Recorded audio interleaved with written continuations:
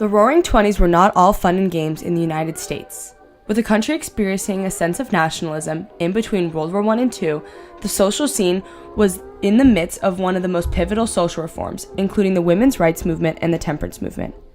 The economy was booming as the country unknowingly crept closer to the stock market crash on October 29, 1929, which would send the country into the Great Depression. The temperance movement advocated for banning of alcohol in the United States and saw ultimate success when the 18th Amendment was passed on January 16, 1919, and went into effect January 17, 1920. The amendment banned all alcohol production and sales, thus starting the downhill spiral that led to the heightening of organized crime, the illegal sale and production of alcohol, increased civilian crime, and gambling. When the 18th Amendment establishing Prohibition was passed in 1920, conflict erupted throughout the United States as organized crime, led by mobster masterminds like Al Capone and Johnny Torrio, made national news due to their dominance in the illegal production and sale of alcohol, street violence, gang wars, and gambling. As the economy gradually began to lose large sums of money due to the illegal transactions, a compromise was made on December 5, 1933, when Prohibition was repealed with the 21st Amendment and alcohol was legal once more. During the 1830s, there was a surge in resentment against alcohol called the temperance movement. This social movement had the hopes to completely ban alcohol because many, a majority women, felt that alcohol was destroying their lives and families because their husbands would abuse alcohol. By the early 1900s, the temperance movement had successfully tied poverty, social ills, and the vicious cycle of abuse with alcohol consumption, supporting the movement's cause to ban alcohol. During the early to late 1910s, more and more states started to agree with the temperance movement, followed by a large amount of temperance candidates being voted into office the next year. Congress had passed the amendment that officially banned alcohol. With the legal sale of alcohol no longer available, organized crime became more present in order to profit from the high demand of alcohol. The illegal production and vending of alcohol is called bootlegging, and bootlegging was what these organized crime organizations specialized in.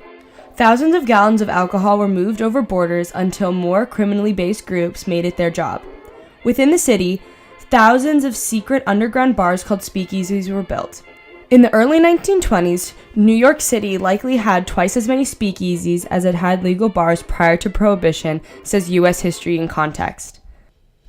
As people became more angry with the sudden absence of alcohol, crime groups began to intervene more and more on the streets and began to promote more illegal activity. Al Capone, born on January 17, 1899, was a notorious bootlegger in Chicago and became one of the most famous faces of organized crime in the United States in the 1920s.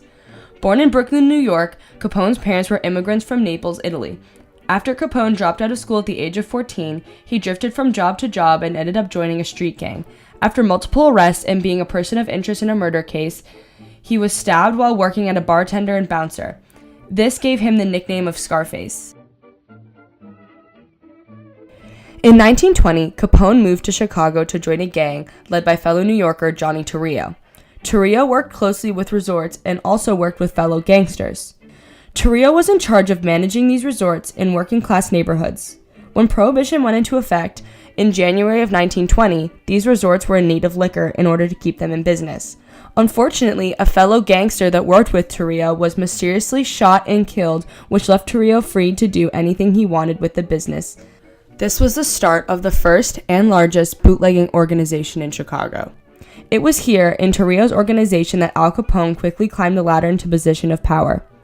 He began as an employee, then a manager at the Four Deuces, which was a saloon, gambling den, and whorehouse, and later became the headquarters for Torrio's multiple growing businesses.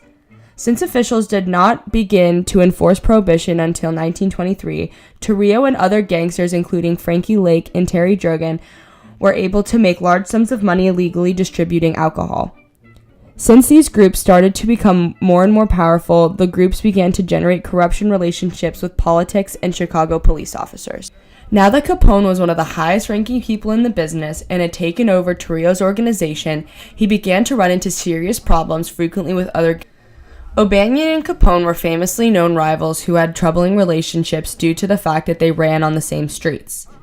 On November 10, 1924, shortly after O'Banion sent workmen into Capone's speakeasy, killing members of his gang, 3 people entered Banion's store and began firing. Capone built an indestructible empire. His group, the Outfit, was able to operate without consequences because, according to Capone himself, half of Chicago's police force was on his payroll, says Deirdre Blair from the novel Al Capone, His Life, Legacy, and Legend. Capone's reach stretched near and far, and there was no limit on who Capone had ties to. The corruption within the city was seen once Capone's payroll papers were discovered, which was a list of people Capone had been paying off in order to not get him in trouble. These papers had information on Capone's payroll, which was a total of $10 million in 1920, which would now have the same buying power as $127,741,798 in 2018. Capone's competition quickly shrank as Capone's men became known as efficient and remorseless assassins. The assassins quickly took out heads of rival gangs like Diane Patrick O'Banion, leader of the Northside Gang in 1924, and 3 of the 6 Gina brothers who were leaders of the Gina Gang in 1925.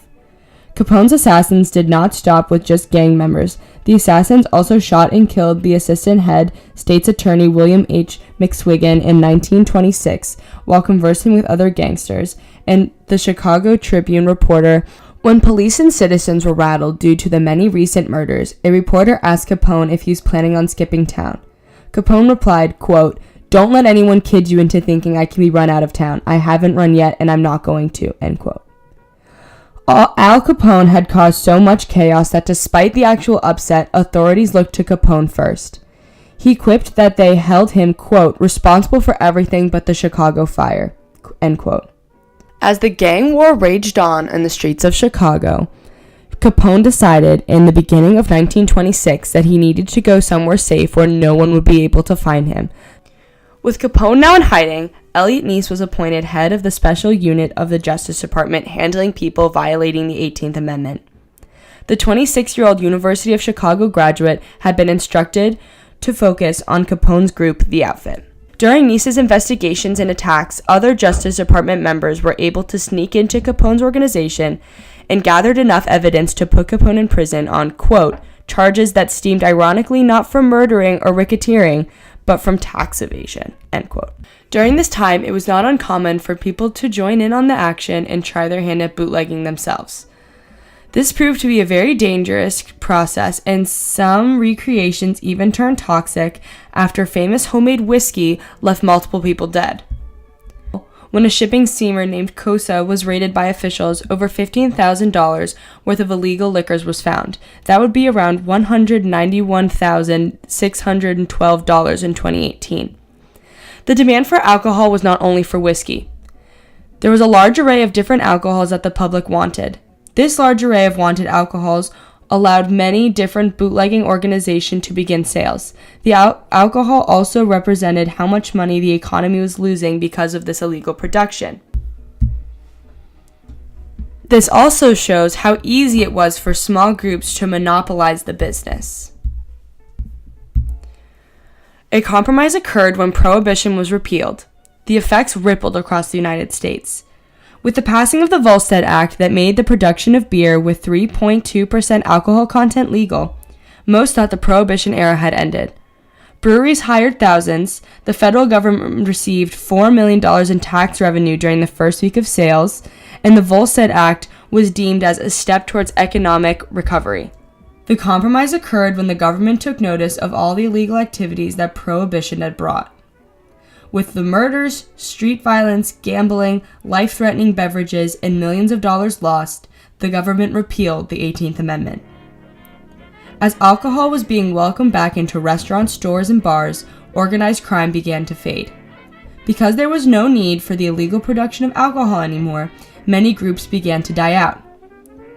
The groups still participated in some illegal activities, but ultimately were the reason Prohibition was repealed, showing that the rise of organized crime due to the 18th Amendment fundamentally spawned the compromise of the Volstead Act, paving the way for alcohol to be legal on the streets once more.